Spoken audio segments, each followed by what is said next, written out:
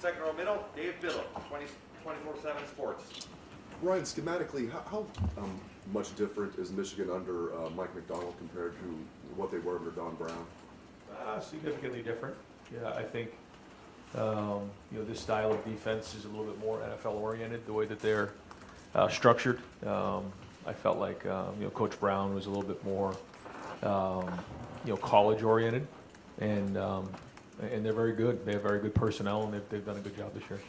Your first game in the rivalry was in 2017. Is it one of those things where you can be told time and time again, whether you're a player or a coach, but until you experience it, you don't really know what the intensity level is like in this game? Yeah, I would say so. And I thought I'd seen a lot of games, and before we even kicked the ball off, they tell me that JT took a shot in his knee, and he may not be able to play before he even played a single snap in that game. So I knew at that point we were in scramble mode, and Dwayne had to come in the third quarter. So.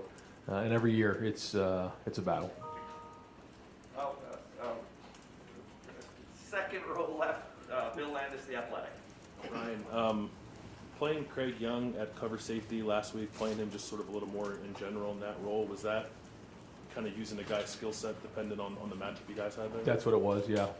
Craig's a little bit bigger and gives us a little bit more in the run game there based on some of the personnel that we're getting. So. And it's week in and week out based on what we're seeing.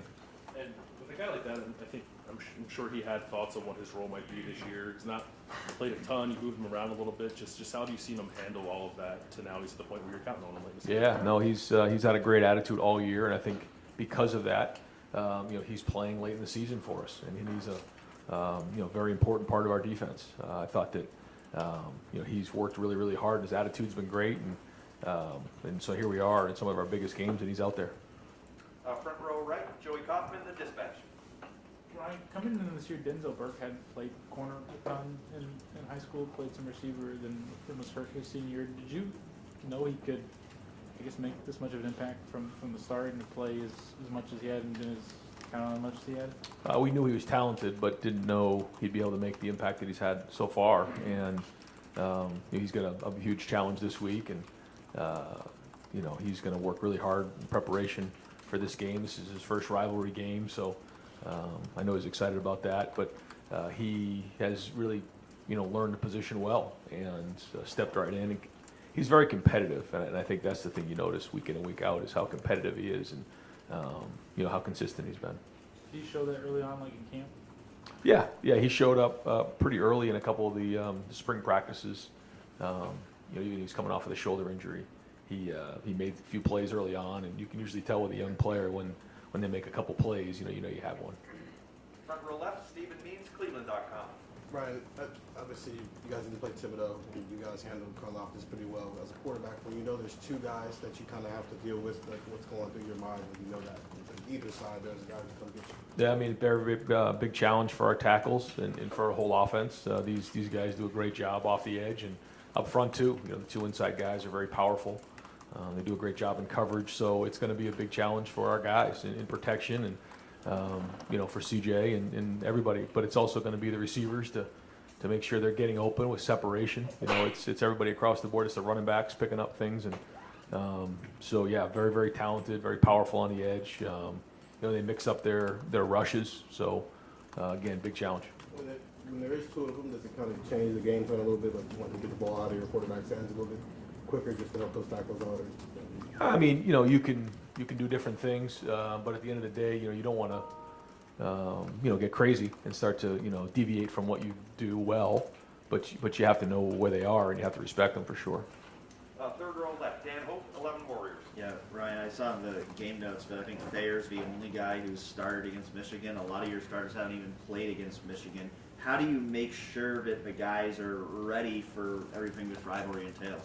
Well, we work it year round. Every day we work it. We work it in the off season. We work it on Fridays. They're in the weight room. We have so many different things that we talk to our guys about. We have our sessions in the preseason and in spring. We have meetings about it. So we just constantly talk about it, and we talk about it in recruiting. This is our number one goal here at Ohio State is to beat the team up north, period. And we got to do it. So I think the guys understand that. They understand what a huge week this is for so many reasons. First off, just the rivalry itself, And then secondly, there's everything on the table here, certainly an opportunity to go to Indianapolis. So, we have their attention. Those guys have not played in the game, though.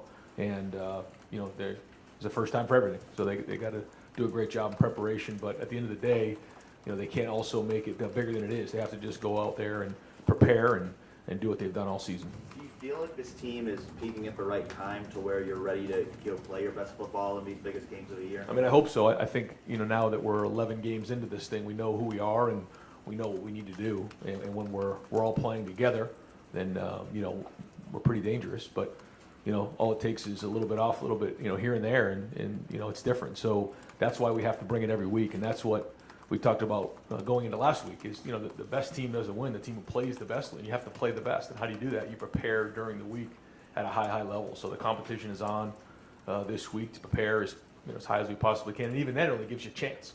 So, and we got Thanksgiving this week. So it's all those things that our guys are doing for the first time this week. But I feel much different than I did, obviously, 11 weeks ago with this team. And Cody Simon, Kate Kaczorski both left the game with injuries. Are there any updates on their status? Cade and who? Cody Simon. Yeah, Cade, we'll see. It looks like it's probably more of a long-term deal. And then Cody does not look like a long-term deal. Go deep left, Jacob Bench, the Lantern. Hey Ryan, you just touched on it a minute ago about how dangerous the offense is, and given it's number 1 in the country, and you're going up against the Wolverines defense this week that's also top 10 in the country, just what do you expect this week in terms of offense versus defense? Is this going to be the toughest challenge you've had all year? Yeah. This is a very good defense. I think they're well coached and they have really good players. Playing with an edge. So, we got to practice with an edge and we got to bring it as well. And it's going to come down to certainly how hard each team plays, which I think you're going to get everybody's best effort. But then it comes down to execution. Who makes plays in the end. So the preparation this week is very, very important. When an offense is as explosive as it is, going against a defense that locks down as much as it does, what is the key to one going over the other in a sense from your vantage point? I just think that when you're playing matchup games like this, it comes down to whatever edge you're looking for, and that's whether it's a schematic edge, whether it's an edge fundamentally, whatever it is, you have to find that edge in games like this. And so both teams have played a lot of football now, so they kind of know where they're at, and it's just a matter of now putting together a great game plan, practicing it, and then putting it on the field on Saturday. Wide right, play ball, WSYX. Just curious if you've ever gotten caught in the tunnel that leads to the field and what you felt in that, walking beside them. Do players ever get in the face of a coach, or is it always player and player, or what the hell do you hear in that tunnel? Yeah, there's a lot of stuff in that tunnel. There's a lot of emotions are running high during the game, and so there's fans, there's opposing players, opposing coaches. We've had coaches who coach for the other team and coaches they coached with and kind of barking at each other in there. I mean, there's been all the above. So, but that's how you like it. That's what you want in a game like this. The adrenaline's already going at that point, right? The adrenaline's going now. Now, Yeah. today, Oh yeah. 12:14 on Tuesday. Front row middle, Bill Rabinowitz, Columbus Dispatch. Hey, Ryan, you grew up in New Hampshire. Throughout your coaching career until you got here, you had no connection with this game. When did it hit you just how big this game was? My first year here, when my son would come in, every time we left the Woody, we would go through at the front door and watch the highlight video of the game before, and that was a double overtime game. And I just remember thinking to myself, I just want to be a part of this because it meant so much to so many people. And I watched this game growing up, watched so many games, watched that game the year before, and just saw what it meant. And instantly, it became something I just wanted to be a part of, and hope that I was able to enjoy, a victory against the team up north. And it's something that I understand what it means to so many people, and just tried to embrace it over the years.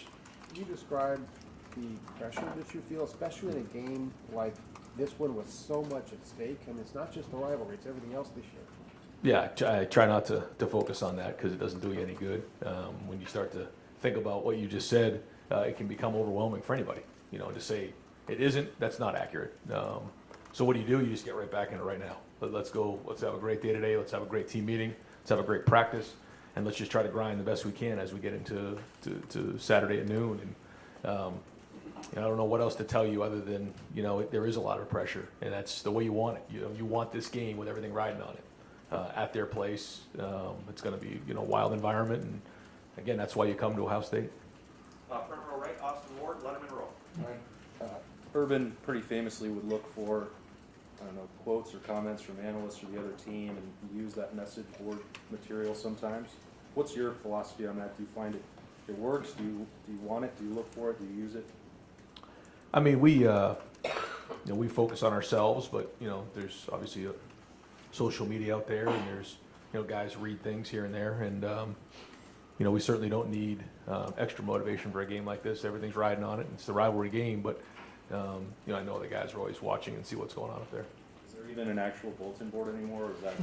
We have TVs. Okay. We have TVs throughout the facility, and we'll put some stuff up on there every now and again. If you're working on a speech, though, does that stuff slip in that something other somebody might think, or is that just not part of the way you operate? I don't know. I think I try to think things through when we message the team. We try to be very thoughtful about that. But then every once in a while, you let your emotions kind of jump in. You have to be real. I think the guys appreciate that. We're going to go far left, Ross Dellinger, Sports Illustrated. Ryan, last year's game being canceled, emotionally, what kind of impact did that leave on your team? It was actually a fairly quick turnaround because it was the third game that we actually had canceled that year, and we quickly were told that we were playing a game the next week. It was a difficult year last year, and we had several games that were canceled, and so at that point we were kind of riding the roller coaster a little bit, but it was certainly something that we had to kind of turn over the next page quickly and move on. This year, how does it impact any motivation or anything? I mean, I don't think we need any more motivation. Two teams playing in the rivalry game for a chance to go to Indianapolis. Two very good teams, and here we are in November, Thanksgiving week. I couldn't ask for anything more. Front row middle, Nathan Barrett, Cleveland.com. Do you know yet if Emeka is available on Saturday? I guess it's kind of a two-part question. First on him, and then secondly, why was Julian the guy that you chose out of everybody to take that on last night? We're hoping to have Emeka for this weekend available, but Julian, he first off, he wants to do it. He really was kind of in Parker's ear all month about getting back there, and then certainly when Emeka was unavailable, he wanted to get in there and kind of owned it. And I thought he did a couple good job on a couple of the returns, and we're getting close there. But I think that Julian has the big playability to take one back. He's big, he's strong, he's powerful, he's got good running skills, and so that's another weapon for us back there. How much do you prepare to see J.J. McCarthy mixed in with their offense, and what are just your analysis of what you've seen from him and the way they've used him this year? Well, he's very, very talented, and he has kind of a dual threat approach to his game. He can do some things in the ride and side game, and he can also throw the ball. He's quick, and so he has a little bit of that dual threat. And so it seems like that's kind of what they've done a little bit when he's been in the game. But he can also throw the ball really, really well. So we'll have to go through and really look at the film and find out what the tendencies are. But at the end of the day, we're not going to change really what we do defensively based on who's in the game. They don't have that much of a different package. Over to far right, Dom DeBerry, WBNS. Do you work on this game year-round, and if so, what kind of things do you do, and how much do you watch them for a tape of what they do? Yeah, we always have one eye on them. It's just the way we go. We do our business, in recruiting or in the season. You can't be crazy about it, otherwise you're going to get distracted from what the task at hand is during the season. But we always have an eye on them, and as you know, in the off season we have different things that we do, whether it's in practice or in the weight room, that's dedicated towards this game. There's a lot of traditions that go with this game: senior tackle, the marching band. Every coach that's been here has tried to put their print too. Have you created anything now that you're the head coach for this week? Well, not really, other than just trying to continue the great tradition that's been here. I think there's a lot with this week. There's a lot on our guys' plate, and some great traditions. Obviously, the band coming on Sunday night is a great tradition. We have Thanksgiving We always bus up to Ann Arbor. So there's a lot anyway with Thanksgiving and everything this week. So the biggest thing for us is just, really talking to our guys about how to manage this week, how to get your rest, how to stay focused. And with a little bit of a different week, with so much going on, really not a little bit, a lot going on, just really focused on preparing to play the best game they can possibly play at noon. And that's really what we've spent our time on. Front row right, Jeremy Birmingham, Letterman Rowe. Ryan, in a game like this with CJ, who's so calm and always just sort of easygoing, knowing what's coming on Saturday, do you guys arrange for him to talk to guys like Justin or JT or Dwayne about what to expect in that stadium and how to prepare for this game differently? No, because while it's obviously a huge game for so many reasons, the game itself isn't any different than playing the game. Against a really good opponent. You have to still go out there and play the game. You can't overthink things. Certainly there's a lot riding on it. But other than that, we're still playing football, and it's still going to be, a loud environment and all those things, and against a really good team. So, there's certain things you want to talk about, but there's also things that, you just got to go out there and do what you've done all year and have confidence in that, because we've built up, a lot of good reps this year. How much do you think playing at Nebraska helped you guys get ready for this? Because, it's not the same rivalry, obviously, but the atmosphere in Nebraska was pretty good, and a fan base that's very, intense. Yeah, I think, even the first game against Minnesota, and playing on some of these road games has been great, and it's all part of the puzzle on where we've gone today and part of the journey. And this will be a new step in the journey. After on Saturday, on Sunday morning, our whole team will have played in this game. That'll be another new thing. There's been a lot of new things this year, and so this has been obviously on our schedule for a long time. We've been preparing for it, and so now we got to have a good week. Fourth row middle, Patrick Murphy, 24/7 Sports. Ryan, similar to what Bill asked you, but when there's, say throughout the records, I think you said that after the game, but when the records are what they are this year, yeah. Does that change anything? Not necessarily what you do, I know how you guys prepare for it, but just the mentality of going into a game when, like you said, there's everything on the line. No, the preparation is going to stay the way it is, and that's something that we've always talked about, is just our standard and, focusing on us. But that being said, when you play against a really good team, you got to do your homework. You got to know where their strengths and their weaknesses are, what they do schematically, all of the above. So, I think there's a part of that that's true. And you mentioned watching this game when you were younger. Was that just because of how big it is? I know there's plenty of rivalry games that happen across the country this week, but being in Massachusetts, were you aware, of this? Maybe not on the level you are now, but different than maybe in Alabama, Auburn, or some of the other rivalry games. Yeah. I just it was just growing up one of those things you just always watched. If you love college football, this is the biggest game there is, and just to remember, great games and so many people caring so much about this game. And it didn't really matter where you were. Certainly in Ohio and up north, it was front and center. But across the country, it's the same way. Got time for just a few more. Deep left, Brendan Gulick, Buckeyes Now on Sports Illustrated. Coach, the two games against Penn State and Nebraska, red zone offensive efficiency was not particularly good. The last couple of weeks, things have certainly gotten much better. What has been cleaned up the last couple of weeks that's enabled you guys to be more efficient? I think we've been cleaner, just overall execution. The penalties have been down. We got to keep that up if we're going to win this game. I think we had one penalty last week total, and when you look back on those games, it was a ton of them, and a bunch of them on offense, just foolish ones that got us off schedule. And certainly when you get off schedule in the red zone, that's when you really get yourself out of whack. I feel like the run fits have been better. We've been doing a better job staying on schedule in the run game and being more efficient there. So I think when you combine all those things, it's allowing for better efficiency. Garrett Wilson and Chris Alaba have gotten a ton of recognition that maybe Jackson Smith-Njigba hasn't quite received on a national level. Perhaps it's just the veteran status, but it feels like Jackson Smith-Njigba has quietly had maybe slightly better of a year than either Chris or Garrett. What have you seen from him that makes him really stand out, maybe beyond the statistics? Well, I just, I don't know who, when you say better year, I don't know what that means. I think they've all played at a high level, and I think Jackson has done a very, very good job on the perimeter blocking. He's done a good job on third down. He's done a good job on first down. He's been just efficient with what he's done. And I think all three of the guys are different. They bring different things to the table. But the thing that I really appreciate about all of them is their unselfishness. And certainly with Jackson, early on, he was doing a lot of the blocking and just different things like that. And the ball was, maybe going to, Garrett and Chris a little bit more.